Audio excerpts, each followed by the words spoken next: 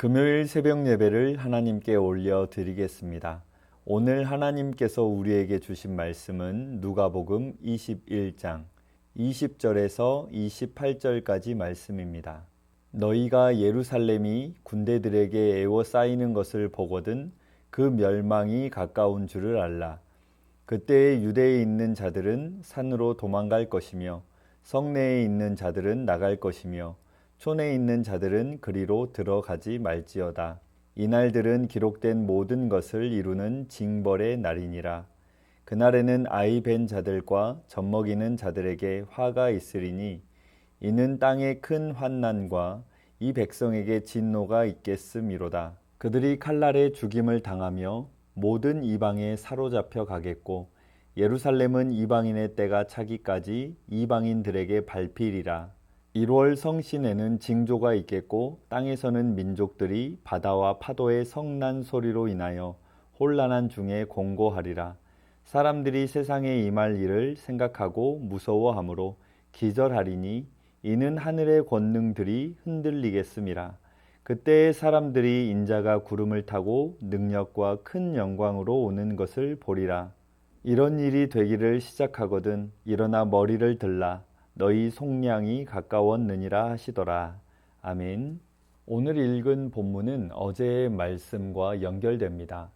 즉 예수님께서 예루살렘 성의 멸망과 성전 파괴에 관한 말씀을 하셨는데 이와 관련해서 말씀하신 것입니다.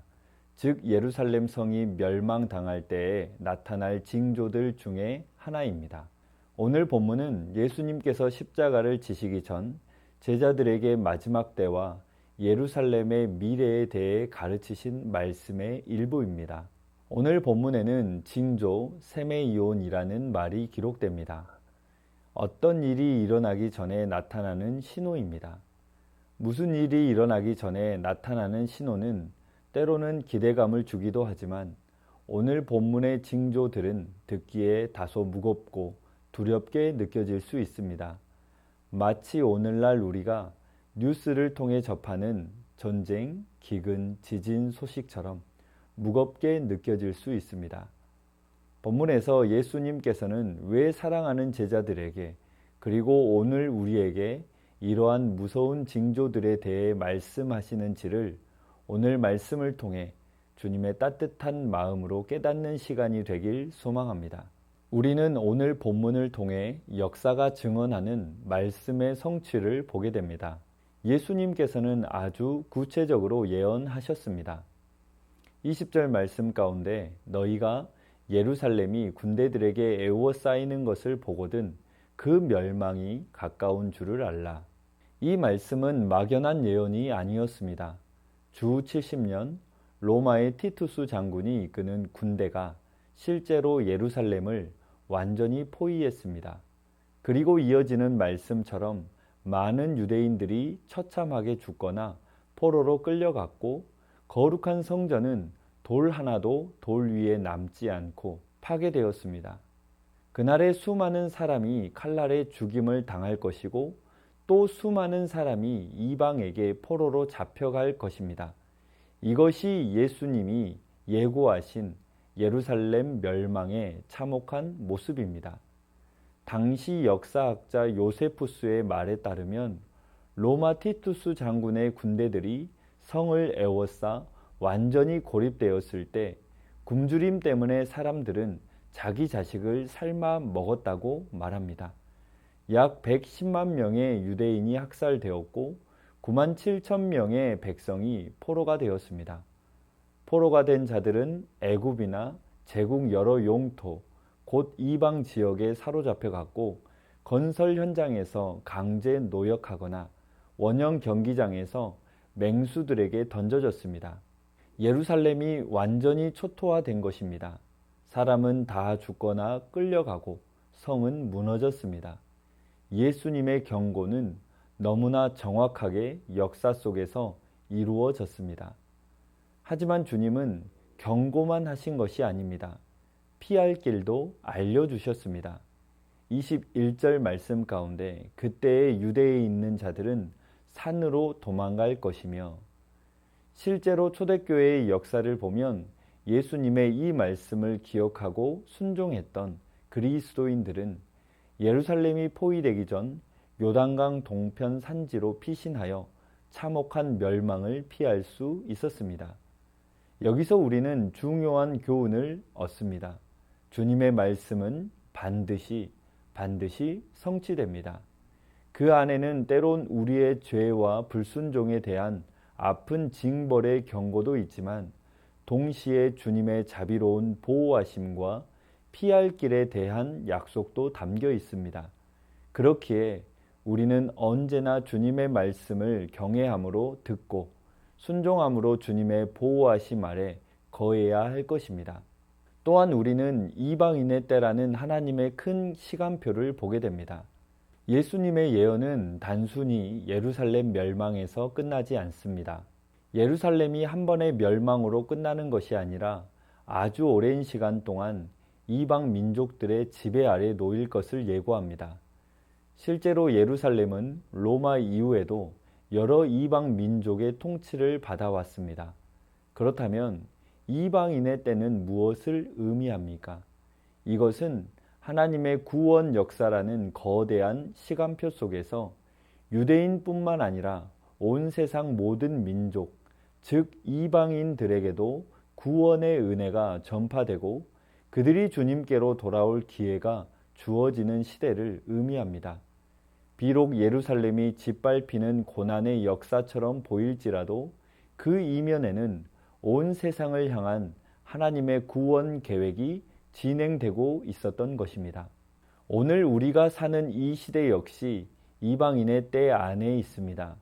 우리는 역사의 주관자이신 하나님을 신뢰해야 합니다.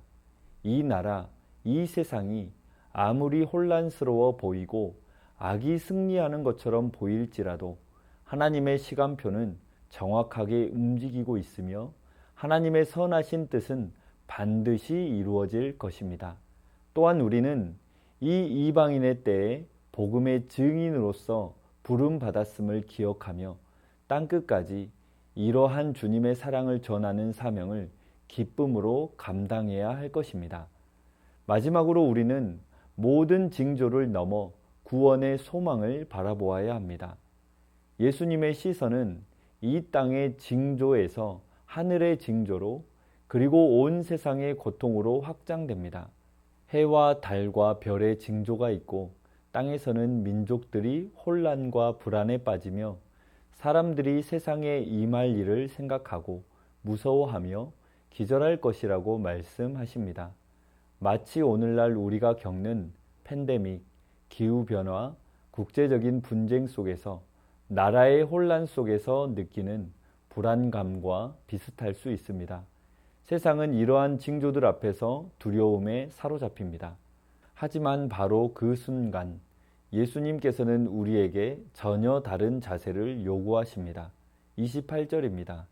이런 일이 되기를 시작하거든 일어나 머리를 들라 너희 속량이 가까웠느니라. 아멘. 세상 사람들은 두려워 기절할지 모르지만 우리 믿는 자들은 어떻게 명하십니까? 허리를 펴고 당당하게 하늘을 향해 머리를 들라고 말씀하십니다.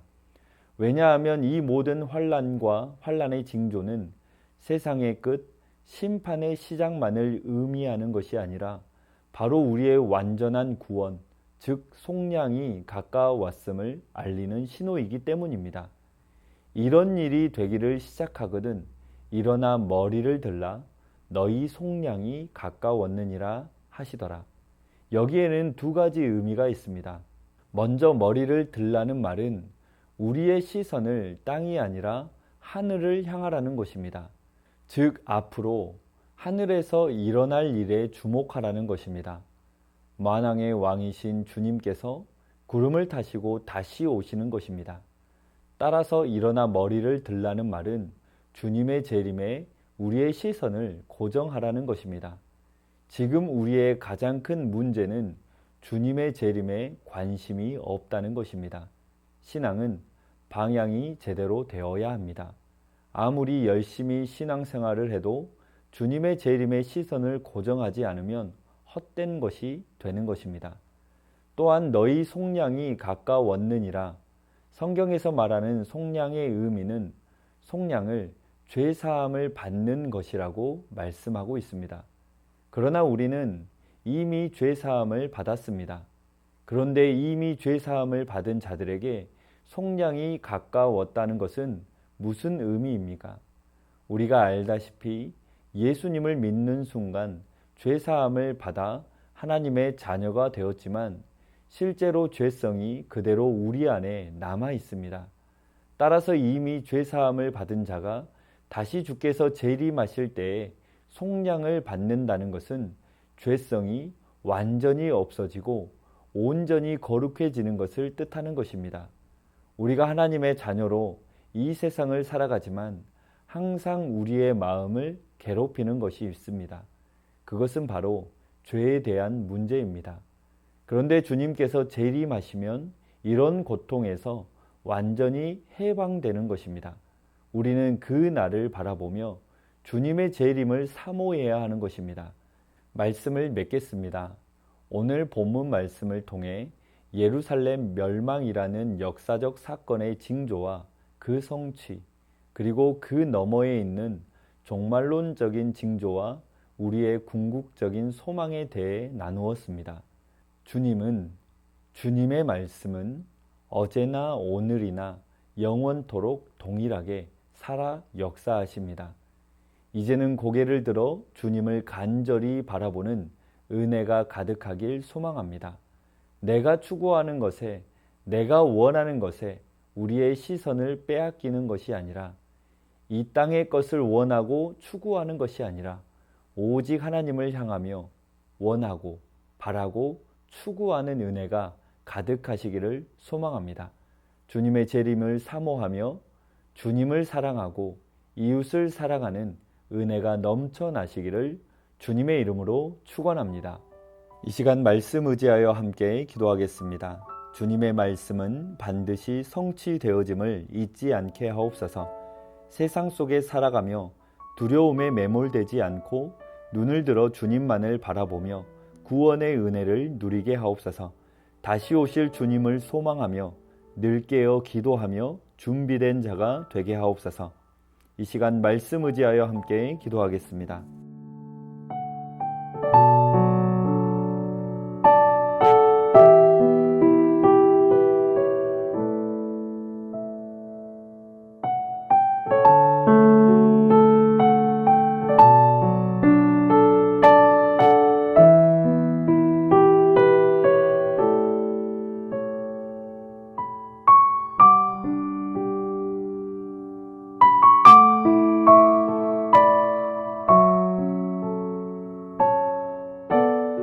계속해서 나라와 민족 위하여 함께 기도하겠습니다.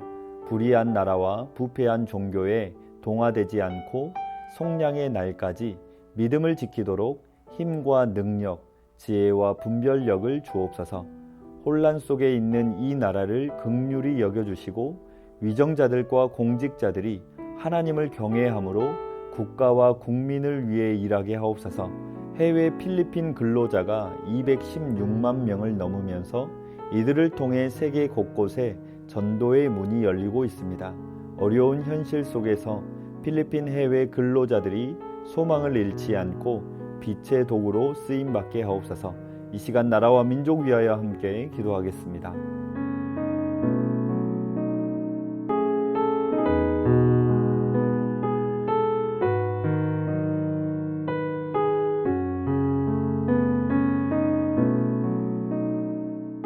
계속해서 교회를 위하여 함께 기도하겠습니다. 더는 소알에 머물지 않고 하나님 말씀하신 곳까지 온전한 순종으로 나아가게 하옵소서. 담임 목사님의 영육을 강건하게 하시고 세임과 능력을 풍성히 더하여 주옵소서. 학습, 입교, 세례받는 모든 영혼들에게 예수님을 그리스도로 온전히 고백되어지는 은혜가 임하게 하옵소서. 이 시간 교회를 위하여 함께 기도하겠습니다.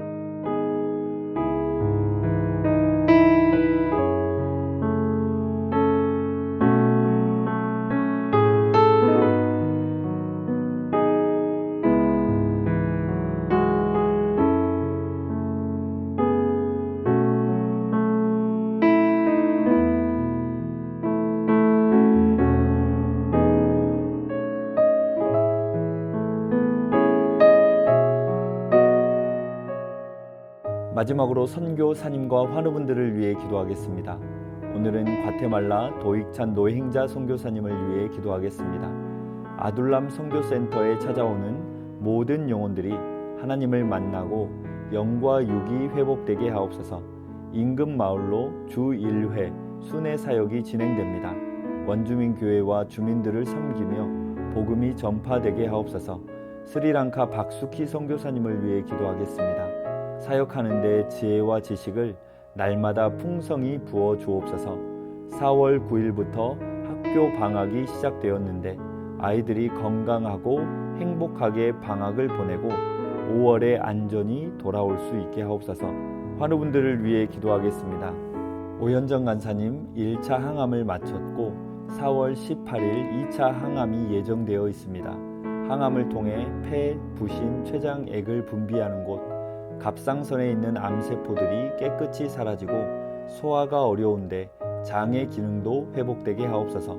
조종순 권사님의 남편 백형호님 뇌출혈로 입원 중에 있습니다. 일반 병실로 옮겨졌지만 아직 회복이 필요합니다. 주님께서 치유하여 주옵소서. 박훈규 집사님 뇌경색으로 치료 후 재활을 하고 있습니다. 일상생활에 어려움이 없도록 온전한 회복을 주옵소서. 박세은 집사님 유방암 발병 이후 뼈로 전이되었습니다. 통증이 사라지고 회복되게 하옵소서. 양금숙 성도님 췌장암이 재발했습니다. 검사 결과 방사선 치료받은 부위가 다시 커져서 2개월 동안 지켜보고 다시 항암하려 합니다. 더 커지지 않고 회복되게 하옵소서. 김민정 집사님 방사선 치료 효과가 미비하여 호르몬제 약으로 치료를 진행하기로 하였습니다.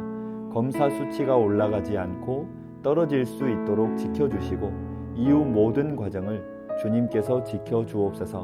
권호순 권사님 폐에 있는 종양이 커져서 항암 치료제를 변경하였습니다.